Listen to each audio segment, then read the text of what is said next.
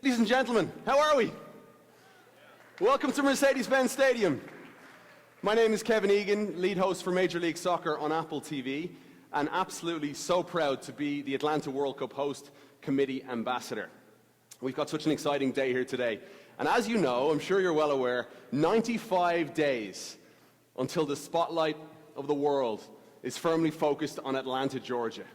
95 days until we all feel the impact of 500,000 unique visitors coming to the city of Atlanta and the state of Georgia. 95 days until the first ball is kicked right here on this very pitch in the finest stadium on the planet. We've got 8 games coming here, second most of any city at the World Cup. I want to throw up the games here and just fill you in on some of these matches that we have. We've got Spain, the favorites for many people coming to the World Cup this summer. Led by Lamine Yamal, the most exciting young teenager on the planet. Spain are the European champions. They're going up against Cabo Verde in the first game here in Atlanta. Now, Cabo Verde, or Cape Verde as some may know them, it's an island off the west coast of Africa. 10 small islands. It's their first ever opportunity to come to a World Cup. It's a dream story for them. We'll then have on June 18th a match with South Africa, back at the World Cup for the first time since they hosted in 2010, taking on Ireland. Ireland are going to make it, right? We're all confident on that? It could be Ireland. It could very well be Czechia. It could be Denmark or North Macedonia. We'll have to wait and see. Following that game, we have Spain back in Mercedes-Benz Stadium. Again, to have the Spanish here is absolutely huge. Appointment viewing. Everybody will be tuning in to watch the Spanish team play. They'll be taking on Saudi Arabia, a nation that have pumped billions into the global game, hoping to make a real impact and hoping to make a real run here at the World Cup. We've got Morocco against Haiti. Morocco made history, becoming the first African nation to make it to a World Cup semi-final 4 years ago. They were the darling of the tournament, and they're back for more, and they're right here in Atlanta. Taking on Haiti. We've got a great Haitian community in the city of Atlanta. Back at the World Cup for the first time since 1974, the Haitians know how to party. And they had an arduous run. They couldn't play any of their games on home soil due to political unrest, but they went and they made it. They created headlines in the best possible way. And we're going to greet the Haitians to Atlanta this summer.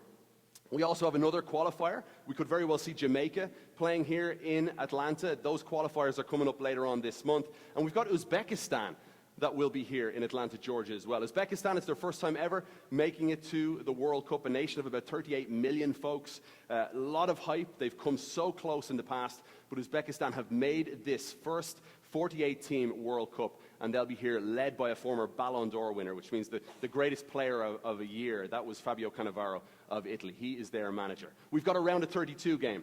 We've got a round of 16 game. And then I promise you there'll be close to 1 billion eyes live around the world. Think about what the Super Bowl numbers were and then multiply them by 4.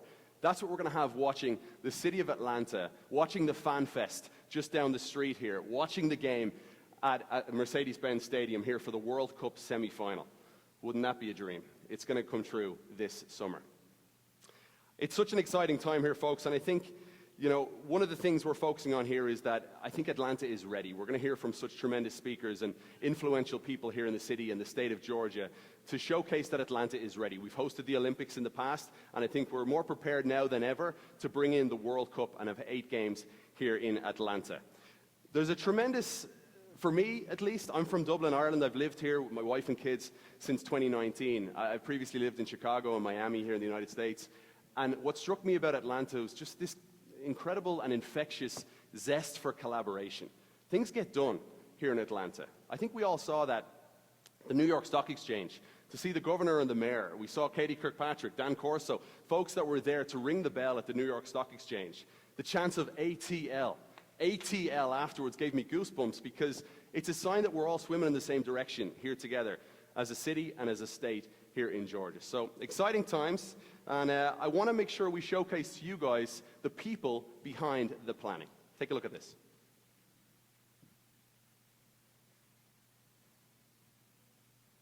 Something is happening in Atlanta. You can feel it in the energy, in the way the city is moving together. This is a city that knows how to welcome the world. And right now, the work to do it again is already underway. Atlanta moves as a team, throughout neighborhoods, across organizations, within systems built to connect people. Every arrival, every handoff, every detail, a global gateway, working in rhythm to create an experience that feels effortless to those who arrive. Long before the first whistle, preparation is in motion. It starts in planning rooms, on platforms, in stadiums, and across neighborhoods. Much of this work happens behind the scenes, guided by experience and shaped by people working together. This is a soccer city, a place where the game is part of the culture. It's played in stadiums and neighborhoods, passed down, shared, and celebrated. And when the world comes here, it takes part in something real. Atlanta, one city, one team, moving with purpose. We are the place where the World Cup will be felt, remembered, and experienced. Atlanta's ready. And we can't wait to welcome the world.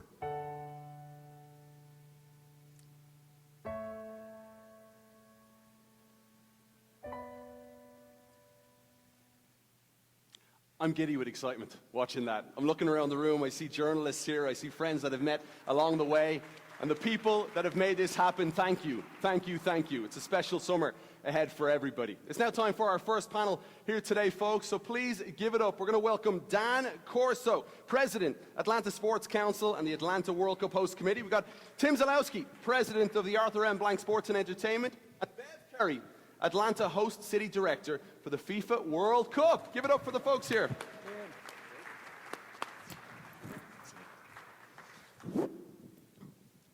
Dan, we'll start with you. Yeah, good afternoon. How's everything going so far, Dan? Don't we look rested?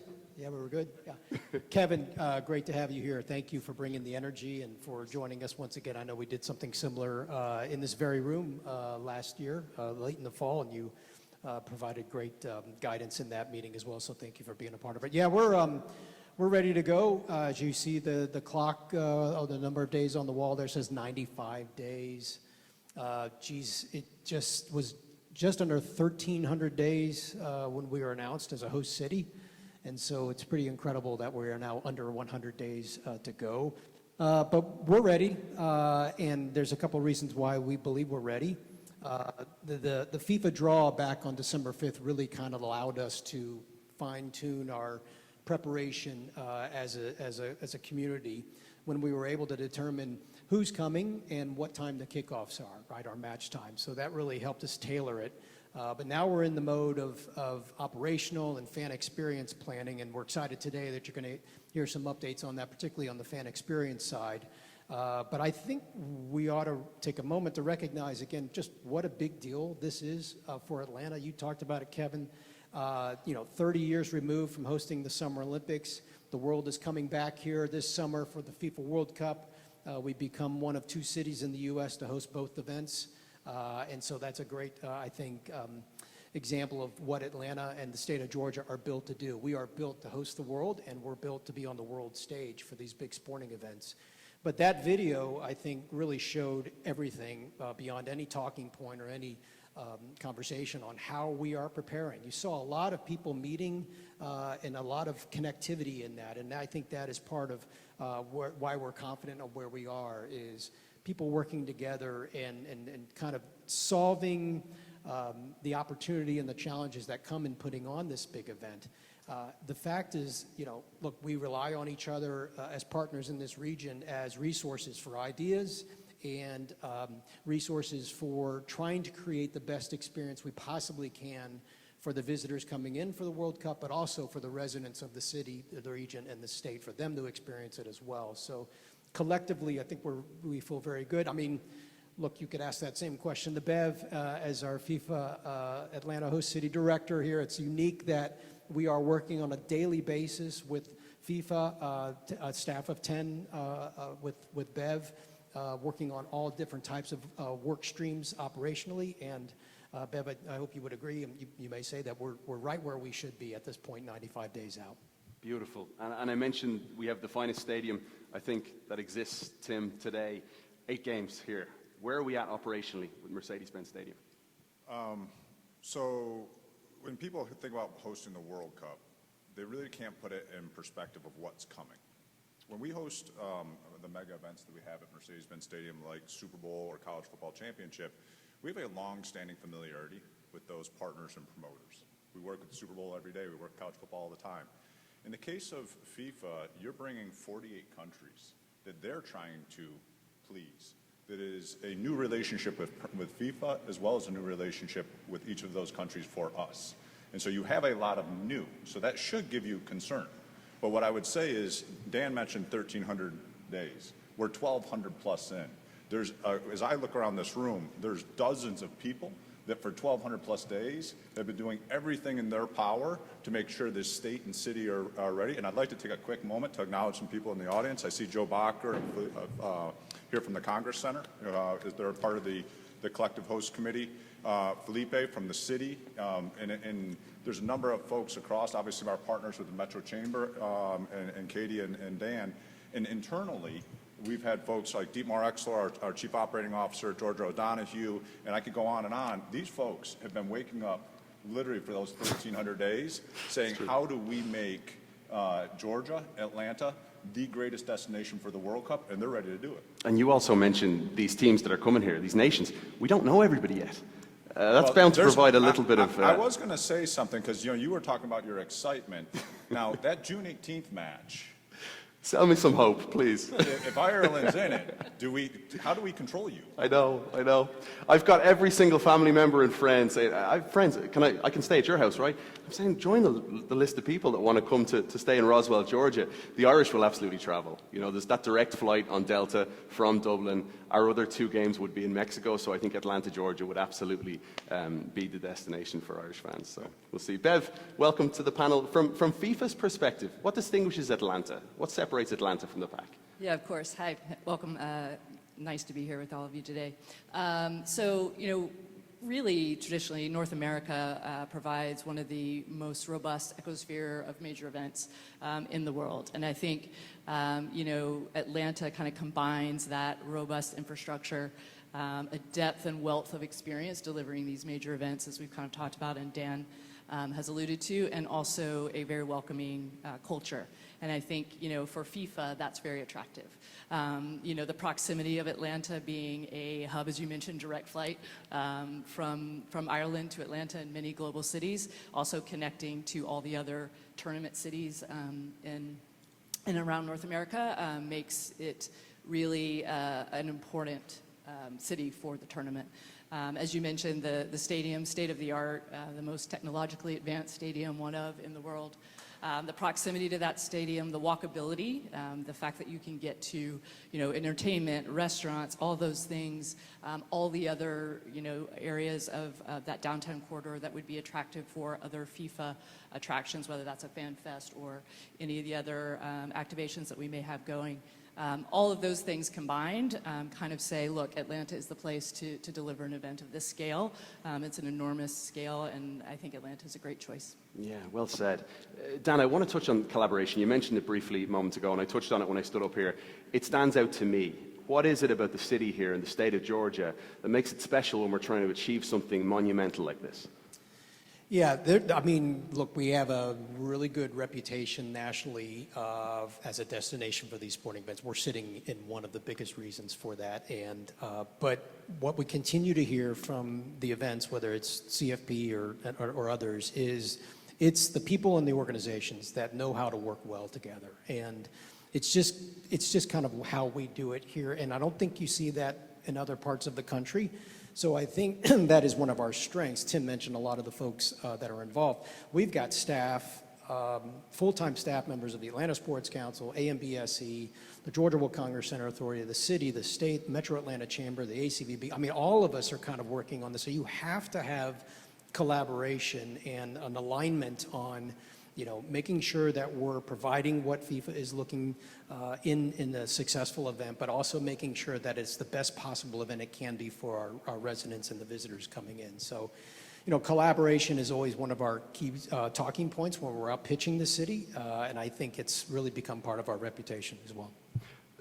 How does the World Cup shake out compared to other massive sporting events that we've brought in terms of the complexities of the World Cup? I know we touched on some of the. Do you want to go deeper on that, Tim? Sure. And you're right. I touched on it a little bit, and I think the core thing that you got to look at is familiarity. You know, anytime you've done something 2, 3, 4 times, so to speak, and in our case, hosting a college football game or a Super Bowl, you've done it multiple times, then you get more and more efficient. You have deeper and deeper relationships. We were very fortunate to have the Club World Cup. We were very fortunate to have the Club World Cup here last year, which began that relationship building. And people want to say, okay, did you build it with Bev of the world? Yeah, but you also built it with the person who is concerned about how the locker room is dressed and ready, as an example, and all the way through what the game production was. Grass on the pitch. Grass on the pitch, correct. And this grass obviously laid in even, I would say, in a more permanent, longer standing basis than even Club World Cup. But there's a ton of complexity, and it really starts with what you generically say in the industry is your promoter. And I look at our colleagues at FIFA, they've got a job unlike anything I've ever seen. Again, I said 48 countries playing across 3 continents, multiple, obviously 16 or so stadiums. That doesn't include training facilities. That doesn't include the fact that they're bringing together a temporary staff, for lack of better terms, in a 24-month window. Then we, all the venues, all the host committees, all the partners working with them, have to inject in to that group. And so it is complex. The thing that I marvel at here is 2 pieces of what happens in Atlanta. One, we don't have an artificial host committee. And what I mean by that is most cities have an entity that gets stood up as a temporary basis that then works with all the people that are in this room. It's all, in Atlanta, it's all the people in Georgia, it's all the people in the room making sure these events happen, okay? That's first. The second, and I'll say this is an AMBSC or Arthur Blank core value, which is to listen and respond, but the idea of listening and responding comes through in spades in anyone that you work with in this state. And so when you listen and respond to your partner, especially if you have a second rep, you become more efficient and you have the opportunity to deliver at a higher level. And so it is amazingly complex, but we're gonna tackle this, so to speak. This is going to be, in our minds, I was asked in an interview earlier in the week, what is it that we want fans to think when they leave here? And selfishly for Atlanta and Georgia, if I can speak to our colleagues, we want their experience at Mercedes-Benz Stadium in Atlanta and in Georgia to be the greatest memory of their life. Yeah. I hear that, and I instantly go back to my youth, and I remember, and again, looking at people here in the crowd that will remember the World Cup here in 1994, and the feeling I get when you say that, I know is the feeling that my son James will feel when the World Cup comes here to Atlanta. I'm in the weeds as a fan and as a broadcaster. From a business perspective, what is this going to do for the business element here in downtown Atlanta and beyond? Well, it's really a state of Georgia business opportunity, right? The world is coming here. You're going to have north of a dozen countries coming to Atlanta and Georgia solely to play our matches here, our 8 matches, right?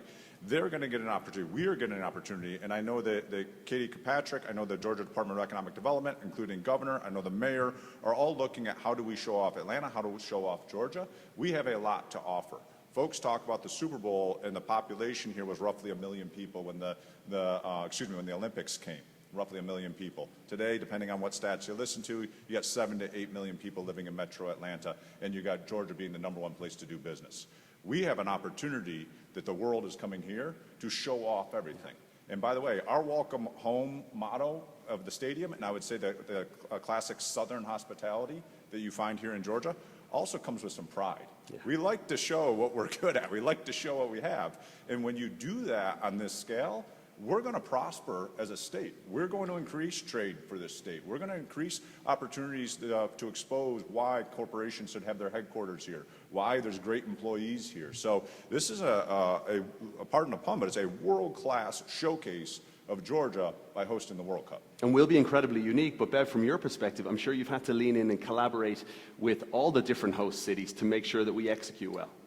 Yeah, look, what we're delivering here is unprecedented, right? The expansion to 48 teams, 3 countries, Canada, Mexico, the USA, all the 16 host cities. You cannot do this without deep coordination and collaboration. And I think, yes, amongst all the other host cities, we certainly have that from a FIFA perspective, but it was really, really important that we achieve that here in Atlanta. And so very early on, when we sat down with the host committee, we said, look, we're going to do this together. We have to collaborate through this. And that's what we've built the foundation on.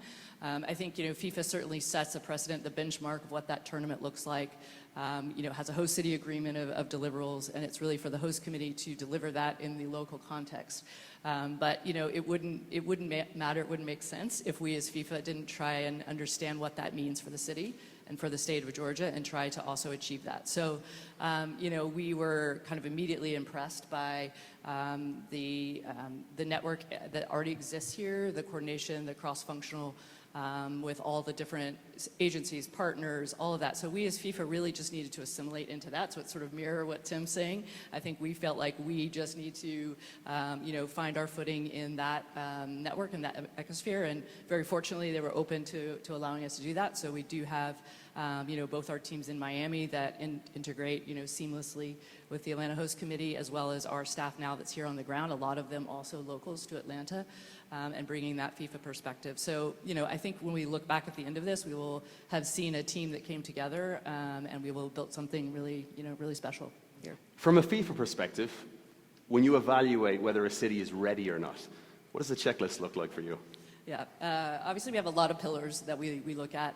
Can the infrastructure, where we are, actually handle an event of this scale? Can we move people around the city the way that we need to? It doesn't matter how great things are if we can't get people there. So our mobility system is really, really important. I think, creating that elevated experience for fans, whether they are people who have a ticket to the matches or people who may never touch a match, may never see a match inside the stadium, but are at the fan festival or visiting, areas throughout the city. So are we ready to create that experience for people? And I think, when we kind of evaluate that, we also have, of course, a project plan of milestones, if you really get down to the nitty-gritty of it. And Atlanta is really tracking well against all of those. We, not only have a plan in place, but we also work to rehearse that. So in the last couple of weeks, we have hosted, you've seen some images on that in the video, of a city operational workshop.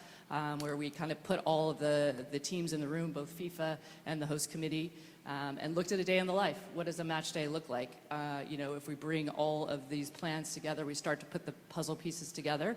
Does it match up? Is it going to work? So having the opportunity to engage in those kind of activities and the great preparedness planning that already happens in the city of Atlanta, whether that's from safety and security, operational readiness, we just get to feed into a lot of what's happening there already. And have plenty of opportunities to practice what we have put in place. And I know that when Cabo Verde takes the field against Spain, a debutante team coming in against one of the best in the world. I mean, Atlanta's going to be alive, and I know with 100% certainty that Atlanta's going to be ready. Great stuff. Final minute or so here, Dan. I think it's only right we touch on the 5 city supporters, that have been so beneficial along the way here. Yeah, I think one of the, again, another advantage of why Atlanta, when you get into that narrative of why we host these events so frequently, we talked about collaboration, but we also have incredible public-private partnership here. So you've got engagement with resources from the state, the city, and the county level. But we also have resources from the corporate community. And FIFA, for the first time, allowed host cities, host committees to go out and engage local companies to be a part of the planning process. Tim and I worked on this together, and we know it was a fun process, but we are really lucky and blessed to have 5 companies step up and be a part of this planning. Georgia Pacific, Southern Company, Napa, Home Depot, and Cox Enterprises. Now, I will tell you this, there may be some cities that have more, but nobody has got the level of brands that Atlanta has at supporting us.